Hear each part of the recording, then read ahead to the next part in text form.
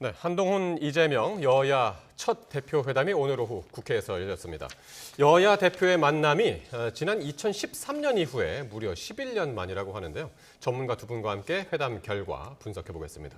오늘 이종근 시사평론가 그리고 배정호 세한대 교수 나오셨습니다. 안녕하십니까? 네, 안녕하세요. 네. 자, 당초 90분으로 예정됐던 여야 당대표 회담이 2시간 넘게 이어졌습니다. 회담에 앞서서 두 대표는 각각 10분 넘게 또 모두 발언을 공개적으로 했는데요. 먼저 듣고 말씀 나누겠습니다. 이 대표님께서는 과거 국회의원에 대한 국민 소환제를 도입해야 한다는 대선 공약까지 내놓으실 정도로 특권 내려놓기에 과감하셨던 입장이셨습니다. 불체포 특권, 재판 기간 중 세비 반납 등 이미 국민 여론이 충분히 공감하고 논의된 특권 내려놓기 개혁을 이번에는 반드시 실천해보자는 말씀을 드립니다. 정치라고 하는 게 죽고 죽이는 전쟁은 아닙니다. 상대도 일정 정도를 얻고 나는 그보다 좀 더 얻겠다. 또 다른 것을 얻겠다. 이렇게 하는 게 정치죠. 그런데 최근에 이 전 정권에 대한 정치 보복이라고 볼 수 있는 그런 과도한 조치가 좀 많아지는 것 같습니다. 이런 것들이 결코 실정이나 또는 정치의 실패를 덮지는 못한다라는 말씀 드립니다. 네, 이 회담 내용이 비공개였기 때문에 이 공개가 됐던 모두 발언에 관심이 참 집중됐었는데 여기서부터 참 기싸움이 팽팽했습니다. 네, 그렇습니다. 네. 서로를 좀 아프게 할 수 있는 그런 주제들이 많았지요. 이를테면 뭐 한동훈 대표의 좀 전에 동영상에서도 나왔지만 부채포 특권, 그러니까 네. 이재명 대표가 부채포 특권과 관련돼서 공약에서도 많이 이야기하고 또 아예 공언하지 않았습니까? 예. 그런데 자신의 지금 그 체포 동의안과 관련해서는 부결시켜달라라고 전화도 하고 그랬던 뭐 이중적인 어떤 모습 예. 그런 것들을 또 이렇게 저 한동훈 대표가 우회적으로 이렇게 표현한 것 같고 예. 또 이재명 대표는 계엄령과 관련된 언급이랄지 혹은 지금 말씀드렸듯이 정치 보복과 관련된 언급 이런 언급들을 하면서 서로 앞으로 예고된 그러니까 실제로 본회의에서 이런 문제들이 창창하게 그러니까 칼과 방패로 서로 일합을 겨루는 그런 예. 것을 예고했습니다. 모두 발언에. 네. 그런데 한 말씀만 더 드리면 그렇다고 해서 완전히 상대를 정말 무한우주 정도의 수준은 아니었다는 거예요. 예. 아픈 정도는 아픈 정도가 아주 심하게 아프다기보단 그냥 이 회담을 그냥 계속 할 수 있을 정도의 어허. 그런 아픔이었기 때문에 제가 보기에는 오늘 뭐 많은 분들이 아유 얻은 게 없다 이렇게 이야기하지만 그렇지 않고 서로 예. 적당한 선에서 어찌됐든 회담을 계속 이어가려는 노력은 그 안에서 보였다라고 저는 서로 생각합니다. 강펀치는 아니었지만 네네. 잽을 계속 날렸다. 네. 그렇게 보시는 거예요. 오늘 사실 모두 발언도 애초에는 7분씩 하자고 그랬는데 10분으로 늘었다가 공식적으로 오늘 보니까 10분이 훌쩍 넘던데요. 그렇습니다. 네. 그만큼 이제 두 사람 다 할 말이 많았다. 네. 이렇게 보여지고요. 오늘 이제 한동훈, 이재명, 한동훈 두 사람의 대표 네. 회담은 일단 두 사람 간의 회담이긴 하지만은 결국은 관전자는 국민들이에요. 네. 그러니까 국민들을 향한 메시지가 담겨 있다고 봐야 돼요. 예. 그리고 두 분 다 여야 대표면서 동시에 유력한 여야의 대선 주자들이거든요. 네. 네. 그리고 두 분이 사실상 국민들의 이 시험대에 오른 이제 첫 자리거든요. 그렇죠. 그래서 제가 볼 때는 이 메시지가 너무 강해도 안 되고 약해도 안 되거든요. 예. 그래서 제가 볼 때는 화전 양면이 다 담긴 것 같아요. 아하. 그래서 이제 화와 관련해서는 역시 이제 민생의 문제 그리고 정치 복원의 문제에 대해서는 일단 원칙론을 두 사람 다 던졌고요. 네. 동시에 두 사람 다 상대방의 굉장히 뼈아픈 부분을 지적을 했다고 보여집니다. 네. 일단 한동훈 대표 같은 경우는 이재명 대표의 25만 원 지원과 관련해서 이건 현금 살포다, 일회성이다. 라면서 이제 자신은 근본적인 격차 해소를 하겠다. 네. 라면서 이제 차별화를 했고요. 그리고 두 번째로는 금투세 폐지 관련해서도 금투세가 폐지가 돼야 된다. 예. 이것 또한 격차 해소 차원에서 필요하다. 라면서 이제 강력하게 이걸 주장을 네, 했고요. 네, 그러면서 이제 국회의원 면책 특권 내려놓기를 강력하게 주장을 하면서 네. 또 이재명 대표의 사법 리스크를 은근히 좀 꼬집었어요. 반면에 이재명 대표 같은 경우는 역시 이제 한동훈 대표가 가장 아픈 부분이 일단 의료 대란 문제입니다. 일단 이 부분과 관련해서는 당연히 이번에 공식 의제에 들어가야 되는데 예. 일단 국민의힘 측에서 반대해가지고 공식 의제에 안 들어갔거든요. 빠졌었죠. 그래서 이 부분을 모두 발언해서 꼬집었어요. 네. 그리고 두 번째로는 최상병 특검 문제. 알겠습니다. 이 부분도 굉장히 아픈 부분입니다. 알겠습니다. 그래서 이 부분도 꼬집으면서 강력하게 좀 압박을 하지 않았나. 그런 부분들은 이렇게 이제 분석이 됩니다. 차근차근 이야기를 하겠고요. 그 부분은 넘어가기 전에 아까 저 평론가께서 잠깐 이야기하셨던 부분 계엄령 관련해서 네. 이재명 대표가 이거를 부스 꺼냈어요. 모두 발언에서. 이게 사실 이제 사전에 의제로 정해지지도 않았었고 어쨌든 그러니까 바로 대통령실에서 즉각적으로 거짓 정치 공세다라는 입장을 내놨거든요. 이 부분은 어떻게 들으셨습니까? 일단 이재명 대표는 이것은 이제 작심 발언이라고 봐야 되겠어요. 네. 이 작심 발언을 하게 된 이제 배경이 궁금한데 기본적으로는 민주당 이재명 대표는 피해 의식이 있다고 봐야 되겠어요. 윤석열 대통령이 검찰을 앞세워서 대대적으로 야당을 탄압하고 있다. 그리고 또 이재명 대표 죽이기를 하고 있다. 네. 또 문재인 전 대통령을 포함해서 전 정권 때려 잡기를 하고 있다라고 네. 지금 주장을 하고 있지 않습니까? 그런 이제 연장선상에서 이게 나온 것 같고요. 또 최근에 김민석 수석 최고위원이 이 계엄과 관련된 그러니까요. 그런 의혹을 강력하게 아침 주장을 회의 자리에서 했지 얘기를 않습니까? 했었죠. 그리고 또 최근에 외교안보 라인이 대폭 개편이 됐는데 네. 친위대로 일단 개편이 됐단 말이에요. 그러면서 이제 김용현 국방부 장관이 이제 발탁이 됐지 않습니까?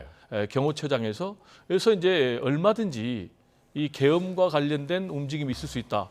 구체적으로 예. 실제로 과거 박근혜 전 대통령 시절에 지금 탄핵 정국에서 실제로 지금 이제 기무사령관을 중심으로 해서 예. 계엄 관련 문건을 검토한 사실이 있었거든요.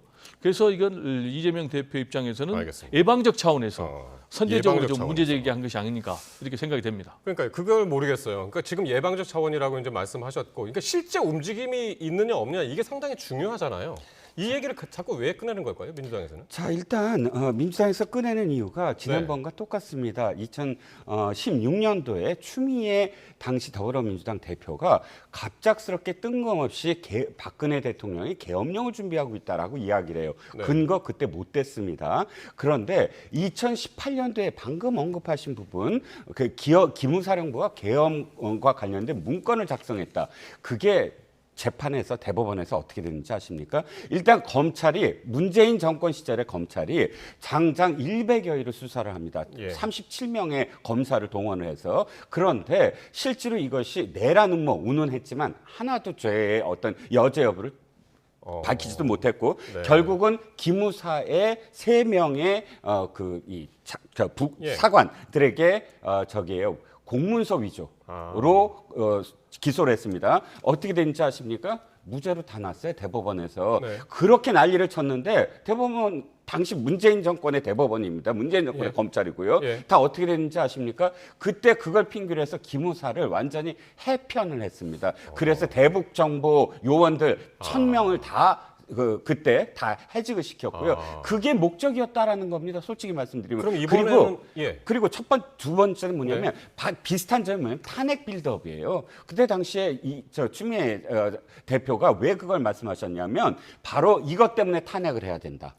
그러니까 계엄령을 준비하기 때문에 도리어 탄핵을 해야 된다. 이 논리였거든요. 지금도 김민석 지금 최고위원이 아무런 근거 없이 얘기하고 박근혜 대통령 당시에 그런 걸 검토했다라고 얘기하지만 당시 송영무 국방장관이 자문을 받았어요. 자문회의에서 그 자문위원들이 아무런 문제가 없다. 왜냐하면 그거는 비상시에 언제나 그 검토를 할 수 있는 매뉴얼이다. 어떤 비상시에도 이렇게 얘기를 했는데도 해서 송영무 장관이 그거를 40여일 동안 받아들이고 이게 맞다. 이건 아무 문제가 없다라고 했던 문제였거든요. 알겠습니다. 그런데 지금 그걸 또다시 얘기하면서 마치 근거가 있는 양 하지만 지금 그 어떤 민주당 의원도 근거를 대지 못하고 있습니다. 알겠습니다. 계엄령 관련해서는 얘기가 끝이 안 날 것 같은데 요거는 진짜 요것대로 한번 주제를 삼아서 이야기할 기회가 있어야 될 것 같고요. 근데 사실관계를 좀 바로잡아야 될 부분이 있는데 네, 말씀하시죠. 예. 이 계엄령 문건 작성한 그 장교는 유죄를 받았어요. 그리고 또 이 조현천 기무사령관은 실제로 4차례나 보고를 받았고 이런 부분이 또 법원의 재판 과정에서 밝혀졌습니다. 알겠습니다. 자, 오늘 회담 얘기, 본 회담 얘기를 하겠습니다. 본회담이 이제 2시간 넘게 진행이 됐고요. 다양한 의제 논의가 이루어졌는데, 자, 오늘 회담 결과 뭐 총평은 지금까지 이제 말씀하셨고 총 8가지 이제 합의안이 나왔는데 합의안 어떻게 보셨습니까? 일단 저는 네. 아까도 전제를 하는 것이 네. 양쪽 다 이번에 완벽하게 무엇인가를 지금 합의를 할 수 없는 상황이다. 이를테면 즉 금투세를 예를 들어보죠. 금투세는 이재명 대표가 입장을 확 바꿨어요. 어떻게 바꿨냐면 이 금투세와 관련해서 이재명 대표의 일관된 입장은 유예 또는 완화예요. 네. 자본시장법을 뭐 먼저 고치고 이런 이야기는 진성준 정책위 의장이 주장했던 거거든요. 네. 그런데 진성준 정책위 의장이 절대 유예나 완화도 안 된다. 폐지는 더군다나 안 된다. 예. 중요한 건 자본시장법 자체를 그러니까 실질적으로 투자한 사람들이 우리나라 주식시장에서 제대로 이익을 가져갈 수 있는 구조를 만들어야 된다. 이 얘기를 사실 모두 발언에서 했거든요. 그러면 금투세와 관련해서는 어쨌든 이재명 대표가 한 발 후퇴한 셈이 돼버리고 거꾸로 뭐 저는 지금 한동훈 대표 역시 특검법 그러니까 최혜병 특검법과 관련해서는 당을 완전히 지금 설득하지 못한 단계예요. 뭐 솔직히 말씀드리면 이게 이쪽 당은 이미 2차례나 최혜병 특검법과 관련해서 당론으로 이건 특검법을 안 받아들이고자 이미 당론으로 채택된 상황이거든요. 의결된 상황이거든요. 그렇기 때문에 지금 한동훈 대표에게는 이 합의에서 그것을 합의할 수 있는 룸이 별로 없어요. 일단 설득을 해야 되니까. 그러니까 양쪽 다 가장 쟁점이 되는 부분들에 대해서 일단 포괄적인 합의 를 할 수밖에 없었다. 지금 말씀하신 것처럼 오늘 당장 그 대변인들이 요 8개 합의 사안을 딱 이야기를 하니까 이거 너무 두루뭉술한 거 아니냐 이제 그런 평가들이 많더라고요. 지금 이제 평론가님도 이제 대충 그렇게 말씀하셨고요. 일단 뭐 두루뭉실하게 나올 수밖에 없어요. 왜냐하면은 일단 쟁점 현안에 대해서는 합의하기가 어렵고요. 특히 이제 한동훈 대표 같은 경우는 당내 입지가 이재명 대표에 비해서 굉장히 좀 취약하다고 봐야 되지 않습니까? 지금 이제 한동훈 대표 같은 경우는 친윤 세력들이 최상병 제3자 특검 추천 방식에 대해서는 강력하게 반대를 하고 있는 것 아니겠습니까? 또 그리고 윤석열 대통령도 굉장히 불쾌하게 생각하고 있고 또 특히 이제 의료 대란 문제에 대해서도 친윤 같은 경우는 일단 청와대, 용화대의 입장을 지지를 하고 있는데 지금 여기에 대해서 한동훈 대표는 뭔가 좀 의대 증원을 유예해야 된다라는 이제 그런 입장인데 이것과 관련해서도 그러니까 공식 의제에 넣지 못하는 이유가 지금 당내 입지가 불안정하기 때문에 이재명 대표하고 합의할 수 없는 거예요. 그렇다면 남는 문제는 뭐가 있겠습니까? 두루뭉실한 그런 포괄적 선언적 합의밖에 나올 수가 없는 거예요. 그래서 이제 이런 결과가 나온 것이 아닌가 이렇게 생각이 되고 그럼에도 불구하고 일단 저는 오늘은 이제 두 사람이 만남 자체로 큰 의미가 있다. 그리고 앞으로 이제 두 사람이 또 수시로 만나기로 했기 때문에 수시로 좀 만나야 되고 오늘 굉장히 우리가 주목할 부분은 40분간의 두 사람의 독대가 있었다는 얘기예요. 그러면 이 독대에서 무슨 얘기가 있었는가가 굉장히 중요한데 그러니까요. 그걸 알려주면 어떻게 하느냐라고 이제 이재명 대표가 얘기를 했다고 그러는데 크게 보면 두 가지는 얘기가 된 것 같아요. 첫 번째로는 좀 앞으로 자주 만나자. 근데 제가 볼 때는 자주 만나기는 좀 어려울 것 같아요. 왜냐 이재명 대표 입장에서는 한동훈 대표하고는 좀 급이 다르다. 그래서 나는 윤석열 대통령하고 직접 영수회담을 해야 된다. 그런 계산이 담겨 있기 때문에 앞으로 만난다 하더라도 제가 볼 때는 뭐 한 차례 정도 더 만날 것 같고 또 오늘 이 자리에서 문재인 전 대통령의 지금 검찰 수사에 대해서 강력하게 이재명 대표가 문제 제기를 했다고 그래요. 그래서 이 부분에 대해서 또 얘기가 있었던 것으로 그렇게 생각이 됩니다. 그러니까요. 이게 40분간 독대는 사실 이후에 알려진 것 같아요. 지금 당장 이제 저희도 보도를 미처 못했습니다만 40분 독대라는 거면은 3대3 회의를 하고 그 이후에 이제 있었다는 얘기인가요? 그렇죠. 103분간 배석자와 함께하는 회의가 있었다고 합니다. 그리고 그 후에 40분여 그 독대가 있었다고 하고요. 그럼 실질적으로 보면 아까 그 모두 발언이 33분이에요. 19분과 14분이니까 그걸 빼고 약 1시간 동안 배석자들과 함께 논의를 하고 그다음에 배석자 물리고 독대로 40분간을 서로 이야기를 나눴다고 하니까 전체적으로는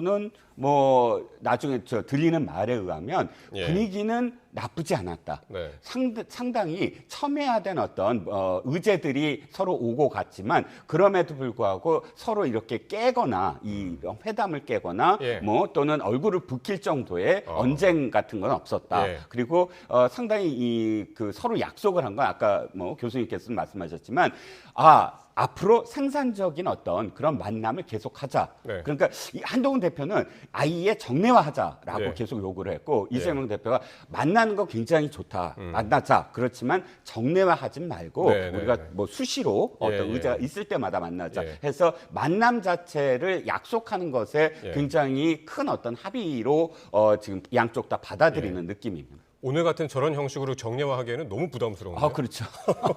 그렇죠. 어쨌든 최상병 특검법 요거에 대해서는 어떻게 보시나요, 저 평론가님? 그러니까 국민의힘에서는 그러니까 민주당에서 설정하는 기한에 맞춰서 당의 입장을 낼 수가 없다. 이제 이렇게 밝혔는데 이 얘기는 결국에는 의원들을 설득해야 되는 문제 아닙니까?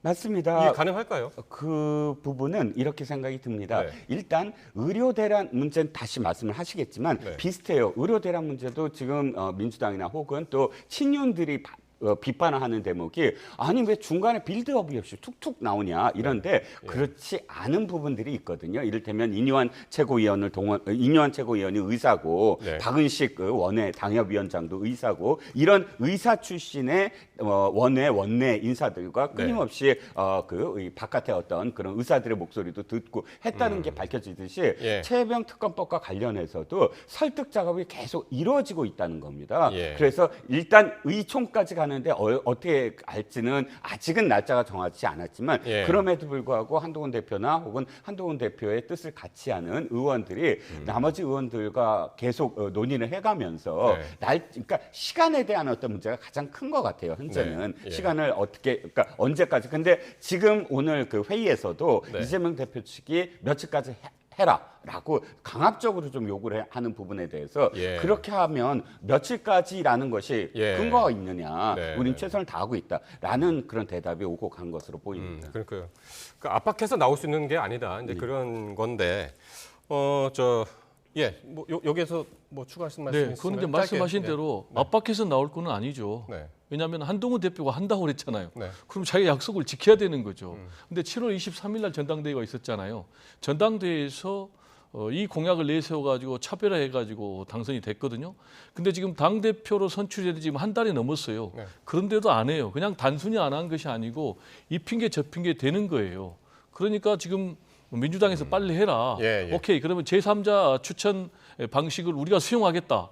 그래도 지금 안 하니까 예. 무슨 핑계를 댔냐면은 이제 제보 공작 예, 예. 의혹도 수사 대상으로 넣자 그러니까 그것도 받겠다. 예. 그래서 이제 오늘 이재명 대표가 모두 발언해서 플러스 다른 소소한 조건도 추가하면 그것도 우리가 적극 검토해서 수용하겠다라고 해가지고 지금 도망갈 구멍이 없는 이런 네. 상황이에요. 예. 그럼 이제 지금 한동훈 대표는 왜 이것을 오늘 의제의 원칙론도 담지를 못했거든요. 그 이유는 아까 말씀드린 대로 당내 입지가 불안한 거예요. 친윤세가 더 강하고 알겠습니다. 그리고 또 윤석열 대통령이 강력하게 반발하니까 이걸 못하고 있는데 문제는 이걸 시건을 하게 되면 정치인 한동훈의 신뢰도가 크게 떨어지는 거죠. 그래서 이 문제를 본인이 어떻게 푸느냐라는 예. 게 지금 과제로 남아있는 그렇군요. 상황입니다. 알겠습니다. 그 문제 그렇고 교수님은 요거요. 그 금융투자소득세. 요거는 참 그 최상병 특검법하고 달리 요 문제는 민주당에서 이제 의견이 갈리고 오늘 진성중 정책위원장도 이제 출석을 했단 말이죠. 거의 3대3 회의에. 근데 진성중 위원장은 금투세 폐지에 완전 이제 반대 입장이었고 요거는 민주당에서 어떻게 풀어야 되는 문제입니까? 어떻게 해결을 해요? 이 문제는요. 예. 일단 한동훈 대표와 이재명 대표의 입장이 분명히 달랐어요. 네. 한동훈 대표는 금투세 폐지를 주장을 했고 네. 이재명 대표는 유예 네. 또는 완화를 주장을 했단 말이에요. 네. 그런데 지금 오늘 모두 발언을 들어보니까 유예 또는 완화보다 더 약간 후퇴한 것 같아요. 네. 일단 주식 시장을 근본적으로 좀 정상화하자. 네. 라면서 이 금투세 같은 경우는 세계 대부분의 나라가 지금 채택을 하고 있다라는 예. 그런 입장을 밝혔기 때문에 제가 볼 때는 뭐 금투세 관련해서는 당분간 여야 합의가 어려울 것 같고요. 이거는 이제 어느 정도 예상이 됐었던 이유가 방금 말씀하신 대로 진성준 정책위의장 같은 경우는 금투세 폐지 반대론자거든요. 예. 그런데 지금 유임을 시켰어요. 그 얘기는 이 금투세 폐지 반대 정책을 계속 끌고 가겠다라는 예. 그런 입장. 그리고 또 당내에 지금 합의가 안 돼 있거든요. 예. 그리고 잘 아시겠지만 금투세법을 내년부터 시행하기로 여야가 이미 합의를 했거든요. 예. 그러니까 이거를 번복을 해야 되는 그런 정치적 부담이 있기 때문에 네. 오늘 모두 발언을 종합해 보면은 금투세 유예 또는 완화보다 네. 더 후퇴한 그런 것이 이재명 대표 그리고 민주당의 입장이 아닌가 그러니까 어떻게 이렇게 해석이 보면 됩니다. 민주당 입장에서는 이 금투세와 관련해서는 급하지가 않죠. 사실 이게 그냥 두면은 내년부터 시행되는 거잖아요. 예, 그렇죠. 그런데 예. 1,400만 명의 주식 투자자들이 전부 반대합니다. 지금 이 진성준 의원이나 정책위 의장이나 민주당이 이렇게 얘기해요. 아니, 이거 5%도 안 된다. 이 세금을 내는 사람은. 그렇기 때문에 그 부자들 세금 내는 게 뭐가 문제냐 하는데 그럼 왜 1,400만 명이 반대를 하겠습니까? 이유는 딱 한 가지예요. 우리나라 주식시장 맞아요. 주식이 흔들려요. 굉장히 불안정해요. 미국이나 뭐 일본 보다 예. 그렇기 때문에 여기서 그 새로운 어떤 세금이 매겨져 하면 지금 우리나라 주식시장 그대로 탈출할 수 있는 가능성이 너무 높습니다. 예. 그러면 주식 투자자의 꿈이 뭡니까? 개미 투자자들끼리 푼돈을 갖고 무슨 이익을 나게 만들려고 하는 게 꿈이 아니잖아요. 예. 외국인 투자자들이 많이 와서 이 시장이 굉장히 활성화돼야 되잖아요. 그런 것을 그러면 시장이 분명히 죽을 거다. 그러니까 12월 달에는 대란이 일어날 거다. 이런 걱정 알겠습니다. 때문이라면 알겠습니다. 사실 민주당도 굉장히 불리한 것이고요. 예. 제가 보기에 586 의원들의 어떤 그 생각이 이념적인 생각이 1%한테 뺏어서 99%에 준다. 이것이 금투세나 상속세나 종부세의 어떤 정신이거든요. 징벌적 세금. 이 세계는 OECD 국가에서 가장 지금 높은 그런 징벌적 세금을 갖고 있습니다. 예. 그러니까 이 이념을 따라가지 않으려고 이재명 대표가 사실 실용적인 입장에서 네. 계속 주장을 했지만 예. 어찌됐든 586 의원들에게 예. 이거는 끌려다니고 있다라고 예. 표현을 할 수밖에 없습니다. 민주당 입장에서는 민주당의 근본이 흔들린다. 그런 얘기하면서 예. 종부세하고 같이 취급을 하고 있잖아요. 네, 586에 의해서 끌려가고 있다라는 표현은 좀 제가 볼 때는 맞지 않는 것 같고요. 알겠습니다. 말씀하신 대로 이재명 대표 입장에서는 네. 1,400만 명의 투자자들을 의식해서 네. 중도 외연 합장하는 그런 의미에서 폐지는 아니더라도 네. 좀 완화, 유예 이런 쪽에 방점이 있었는데 일단 글로벌 스탠다드에 좀 맞지 않다라는 예. 그런 원칙론이 좀 있고요. 두 번째로는 이제 당내에서 워낙 이제 이 부분 강력하게 반대하고 또 네. 세 번째로는 지금 부자 감세 문제가 있고 또 세수 부정 문제가 있기 때문에 예. 제가 볼 때는 뭐 이 반대론자들의 목소리에 상당히 좀 경청하는 쪽으로 가고 있는 것 아닌가 생각이 됩니다. 알겠습니다. 오늘 뭐 회의 내용만 가지고도 정말 오늘 몇 시간을 얘기할 수 있을 것 같은데 이 정도까지 하고요. 자, 요 얘기는 꼭 하고 넘어가야 될 것 같습니다. 그 문재인 전 대통령의 전 사위죠. 채용 특혜 의혹을 수사 중인 검찰이 딸 다혜 씨 자택을 이제 압수수색을 했습니다. 근데 압수수색 영장에 문 전 대통령이 뇌물수수 혐의로 피의자로 적시가 됐습니다. 오늘 요거는 어떻게 보셨나요? 먼저 좀 말씀해 주시죠. 제가 볼 때는 좀 검찰이 상당히 좀 무리한 수사를 하고 있는 것이 아닌가 네. 이렇게 생각이 되고요. 과연 앞으로 검찰이 구속영장을 청구를 할 수 있을 것인지 또는 뭐 기소까지 할 수 있을 것인지 좀 지켜봐야 되겠어요. 당초에 이제 검찰은 제3자 뇌물죄를 적용하려는 그런 입장인데 지금 직접 뇌물죄로 방향을 트는 그런 입장이 보여지고 있거든요. 네. 일단 제3자 뇌물죄에서 직접 뇌물죄로 검찰이 법리 적용을 좀 바꾸고 있는 이유는 네. 일단 혐의를 입증하기가 네. 제3자 뇌물죄보다는 직접 뇌물죄가 훨씬 더 쉽다. 왜 직접 뇌물죄라고? 보고 왜 있나요? 그러냐면은 예. 일단 제3자 뇌물죄를 적용을 하려면 세 가지가 입증이 돼야 됩니다. 직무 관련성이 입증이 돼야 되고 대가성이 입증이 돼야 되고 부정한 청탁이 있어야 되거든요. 예. 근데 이제 제3자 뇌물죄로 하게 되면 이제 부정한 청탁까지가 들어가는데 네. 지금 직접 뇌물죄는 부정한 청탁이 없고 직무 관련성 그리고 대가성만 입증을 하면 되거든요. 훨씬 간단하다는 얘기죠. 그래서 훨씬 간단하다. 예. 그래서 이제 직접 뇌물죄를 적용하는 쪽으로 지금 검찰은 가고 있는데 예. 직접 뇌물죄를 적용하더라도 두 가지를 입증을 해야 되는 거예요. 첫 번째로 이상직 전 의원을 중소기업 벤처 진흥공단 이사장으로 임명함에 있어서 문재인 대통령이 부당하게 개입을 했다라는 것을 입증을 해야 되고요. 두 번째로는 이 사위하고 예. 지금 문재인 대통령하고 전 대통령하고 경제 공동체라는 것을 입증을 해야 되거든요. 예. 근데 독립된 그런 이제 생계를 꾸리고 있는 사위, 더구나 이제 이 사위는 이혼을 했습니다.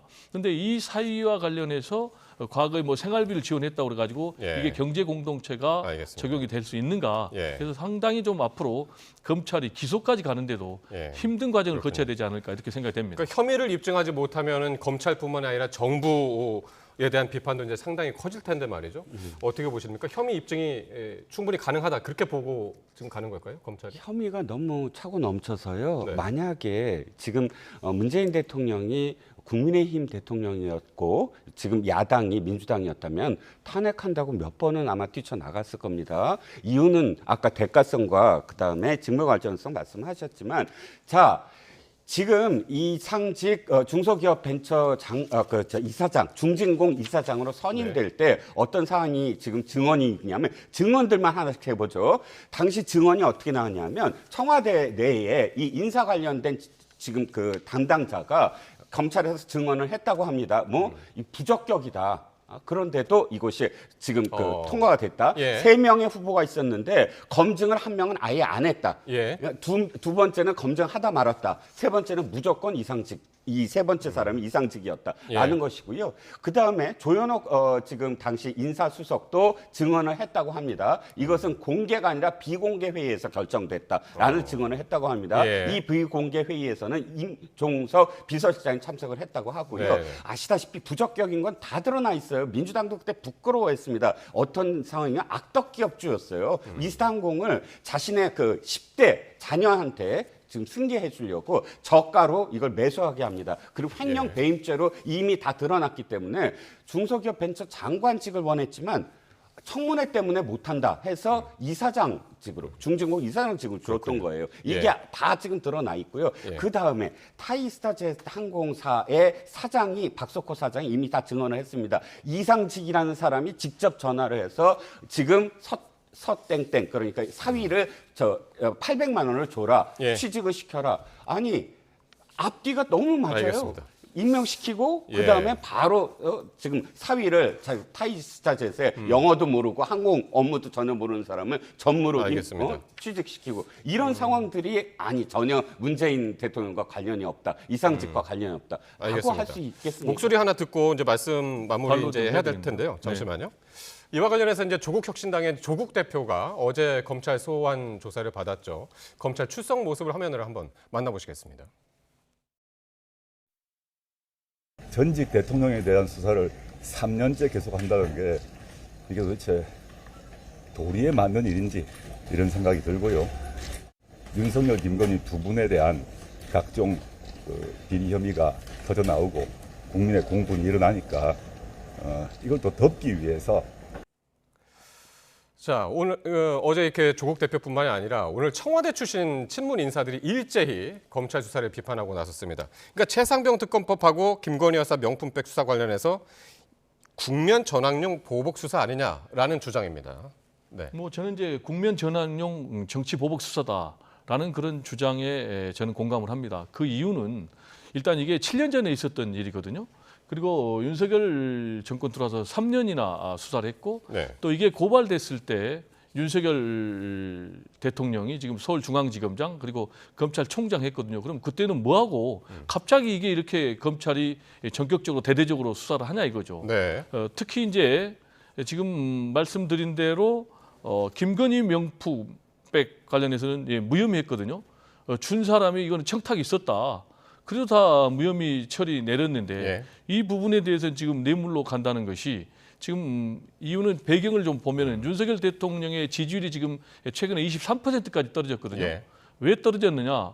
일단 김건희 여사 무혐의 검찰 수사에 대한 반발도 있는 것 같고요. 예. 그리고 의료대란에 대한 예, 그런 예. 문제도 있는 것 같고요.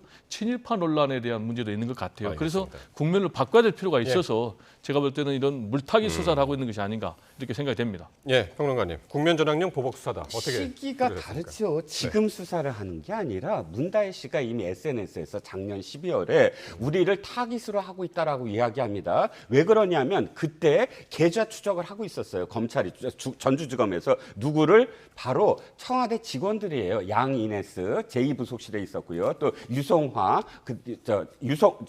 양이네스가 총무비서관실에 있었고 유성화가 제2부속실에 있는 청와대 직원들하고 대통령 딸하고 부정한 돈으로 추정되는 돈들이 왔다 갔다 합니다. 그거 다 밝혀졌고요. 그러니까 12월 달부터 수사를 하고 있었어요. 그리고 조현옥 비서관은 언제 소환한지 아세요? 2월 달입니다. 지금 말씀하신 건 최근이에요. 알겠습니다. 최근 일들인데 예. 마치 지금 수사를 하는 것처럼 말씀하시지만 이미 이창수 전주지검장 시절에 네. 작년 한 11월, 10월 달부터 이미 알겠습니다. 다 수사를 했다는 겁니다. 요 문제는 진짜 오늘 이제 말씀들이 굉장히 많잖아요. 지금도 이번 주 내내 이제 뭐 그 화제가 될 것 같은데요. 오늘은 이쯤에서 마무리해야 될 것 같습니다. 예, 네. 아쉬우시더라도 네, 이쯤에서 끝내겠습니다. 이종근 시사평론가 그리고 배정호 세한대 교수와 함께했습니다. 고맙습니다. 네, 감사합니다.